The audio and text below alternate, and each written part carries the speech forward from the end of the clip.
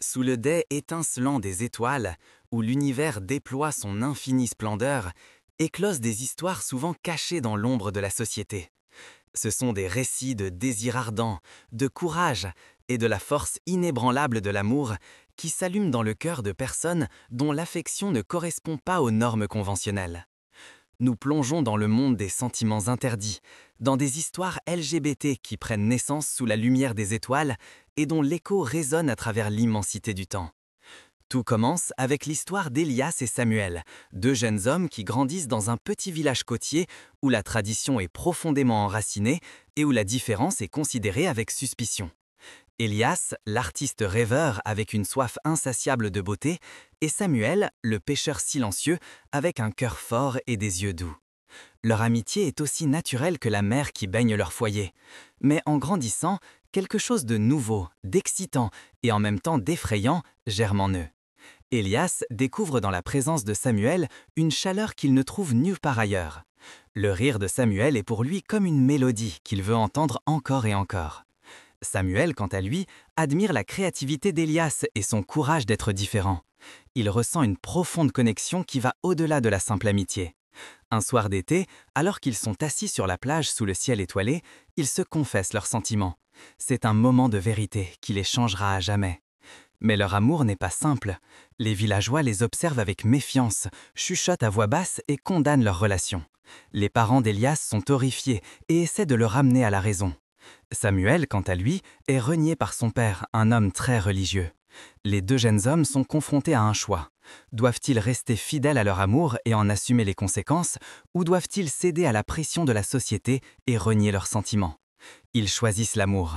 Ils fuient le village et cherchent un nouveau foyer dans une ville où ils peuvent vivre anonymement et vivre leur amour librement. C'est un nouveau départ qui est lié à des difficultés, mais leur amour leur donne la force de tout surmonter. Ils trouvent du travail, se construisent une vie et font partie d'une communauté de personnes qui les acceptent et les soutiennent. Une autre histoire raconte celle de Léna et Sophie, deux étudiantes qui se rencontrent à l'université. Léna, l'activiste sûre d'elle avec une voix forte et une foi inébranlable en la justice, et Sophie, la bibliothécaire réservée avec un esprit vif et un amour des livres. Elles sont comme des opposés qui s'attirent. Léna admire l'intelligence de Sophie et sa capacité à voir le monde avec d'autres yeux. Sophie, quant à elle, est fascinée par l'énergie de Léna et son engagement pour un monde meilleur. Elles passent des heures à la bibliothèque, discutent de littérature et de politique, partagent leurs rêves et leurs peurs. Lentement mais sûrement, une profonde affection se développe entre elles. Leur relation est cependant mise à l'épreuve lorsque Léna s'engage dans une organisation politique qui lutte pour les droits des personnes LGBT. Sophie, qui vient d'une famille conservatrice, a peur des conséquences si leur relation devient publique.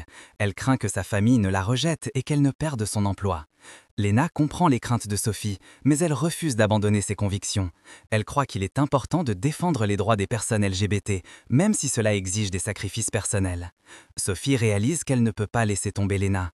Elle décide de rejoindre le combat de Léna et de surmonter ses peurs. Ensemble, elles relèvent les défis et se battent pour un monde où l'amour ne connaît pas de frontières. Ensuite, il y a l'histoire de Marcus et David, deux hommes âgés qui se rencontrent à la retraite.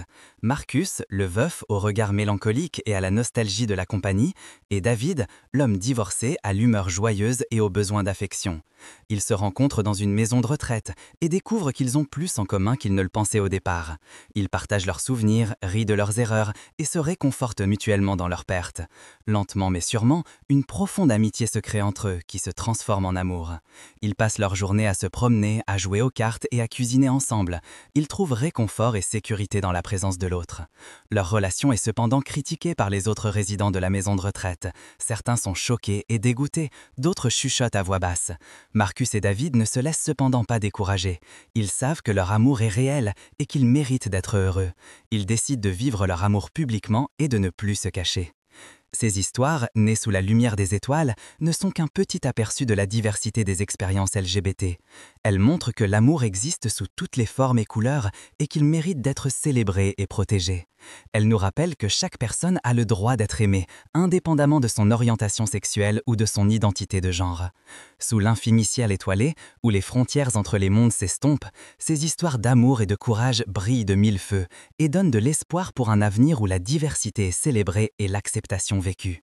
puissent-elles nous inspirer à ouvrir nos cœurs et à accepter l'amour dans toutes ses facettes. Car, en fin de compte, c'est l'amour qui nous unit et qui fait du monde un endroit meilleur. Et ainsi, l'écho des sentiments interdits sous la lumière des étoiles continue de résonner, un témoignage de la force invincible de la connexion humaine. Les étoiles elles-mêmes semblent briller plus fort, comme si elles reconnaissaient la beauté et l'importance de ces histoires.